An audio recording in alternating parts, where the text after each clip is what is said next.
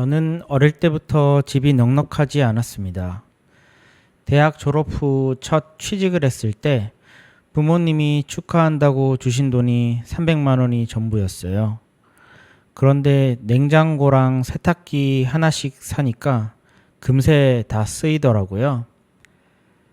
그 당시 저는 보증금 3천만 원에 월세 30만 원짜리 반전세 집에 살기 시작했는데 보증금도 친척분께 빌려야 할 정도였습니다. 지금 생각해보면 정말 무일푼에서 시작한 셈이죠. 아마 저랑 비슷한 분들이 많으실 거예요. 학창 시절이랑 대학 시절까지는 부동산 계약이나 저축 같은 경제 개념은 전혀 없었는데 사회에 나와서 갑자기 돈을 벌게 되니 어떻게 관리해야 할지 막막했거든요. 그래서 저는 그냥 무작정 모으기만 했습니다. 월급의 80%, 많을 땐 90%까지도요. 그렇게 1년 만에 친척분께 빌린 보증금도 갚았죠. 그때부터 제가 투자를 시작했다면 어땠을까요? 인생이 조금 달라졌을지도 모르겠습니다. 돈이 어느 정도 모이자 저는 반전세에서 벗어나 전셋집으로 이사를 갔습니다. 그 당시에는 전세가 목돈을 묶어두고 근로소득으로 다시 저축을 해서 돈을 모아가면 된다는 생각을 했습니다. 그런데 지금은 시간이 지나 투자 마인드라고 해야 할까요? 그 생각이 조금 달라졌습니다. 요즘은 목돈을 전세에 묶어두기보다는 차라리 월세로 살면서 남은 씨들을 투자하는 게 더 현명하다고 생각합니다. 전세 보증금을 못 돌려받거나 전세 사기를 당할 걱정도 덜 수 있고요.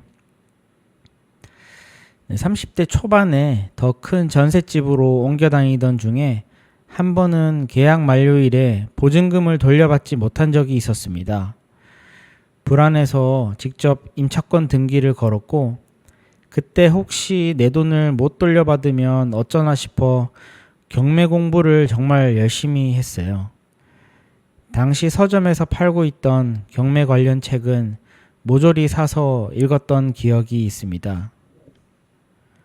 다행히 보증금은 잘 돌려받았지만 그 경험을 계기로 경매 투자를 한번 해보자는 생각이 들었어요. 그래서 받은 보증금으로 서울 강동구에 7평짜리 오피스텔을 덜컥 단독으로 낙찰받았습니다. 명도까지 마치고 반년 안에 팔았는데 2천만 원의 수익이 나더라고요. 그때 와, 이거 경매를 잘 활용하면 하나만으로도 먹고 살 수 있겠구나 라는 생각을 잠시 했었습니다.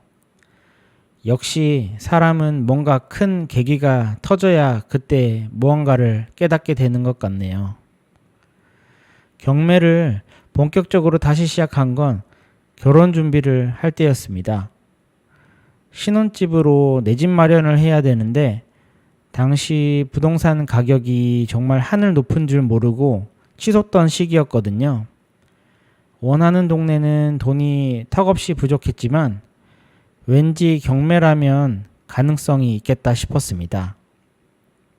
다시 열심히 공부해서 3번 입찰 도전 끝에 마침내 낙찰을 받았습니다. 그 후로는 돈이 모일 때마다 꾸준히 경매 투자를 했습니다. 다만 저도 임차인으로 보증금을 떼일 뻔한 경험이 있었기 때문에 절대 나쁜 임대인이 되지 않겠다는 원칙을 지켜오고 있습니다. 그래서 현재 보유하고 있는 집들도 모두 임대차 계약을 전세가 아닌 월세로 진행하고 있는데요. 매월 들어오는 월세가 마치 주식 배당금처럼 달달합니다. 거의 현실판 미국 주식 ETF 리얼티 인컴에 투자하고 있다고 볼 수 있고요. 월세를 받으니까 당연히 세금 문제도 알게 되었습니다.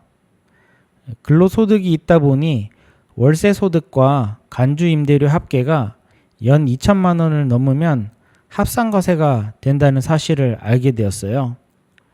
간단히 말해서 2천만 원 이하는 분리과세로 15.4%만 내면 되지만 2천만 원이 초과되면 전체가 다른 소득과 합쳐져서 더 높은 세율이 적용이 되는 거죠.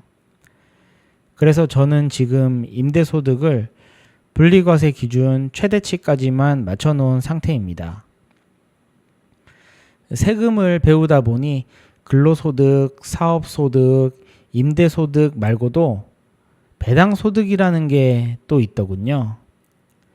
사실 저는 오랫동안 주식을 도박이라고 생각했습니다. 성장주 투자 방식만 있는 줄 알았던 거죠. 그런데 최근에 유튜브와 스레드 같은 SNS를 통해서 배당주라는 개념을 알게 되었고 조금씩 공부하면서 투자를 하기 시작했습니다. 배당소득도 임대소득과 마찬가지로 연 2천만 원까지는 분리과세가 적용된다고 하더라고요. 그래서 지금은 근로소득, 사업소득, 임대소득, 그리고 배당소득까지 총 4개의 소득 파이프라인을 만들어 나가고 있습니다. 이번 영상의 제목인 CD에 대해서 한번 이야기해 보겠습니다. 주식의 경우에는 적립식 투자 방식이 있다고는 하지만 부동산 투자에 있어서는 시드머니가 필수입니다. 시드를 빠르게 잘 모으기 위해서는 복잡하게 생각할 필요 없이 2가지만 명심하면 좋을 것 같습니다. 바로 돈을 더 벌기 위해 애쓰고 덜 쓰기 위해 애쓰는 것입니다. 돈을 더 버는 방법은 지금 받고 있는 월급을 더 올릴 방법을 고민해 본다거나 사업을 하고 있다면 사업 매출을 늘리는 방법이 있겠고요. 저처럼 받은 월세를 다시 시드로 만들어 재투자하는 방식도 있을 것입니다. 그런데 월급을 올리는 것은 내 마음대로 되는 게 아니라 회사의 결정, 즉 다른 사람의 영향권에 있는 부분입니다. 그래서 저는 개인적으로 사이드 잡, 부업을 하는 것을 추천합니다. 돈을 덜 쓰는 방법은 가계부 쓰기나 각종 구독 서비스를 없애거나 알뜰폰 쓰기, 불필요한 모임 줄이기, 체험단 활용하기 등이 있습니다. 절약에 대해서는 다음에 또 한번 영상을 만들어 보겠습니다.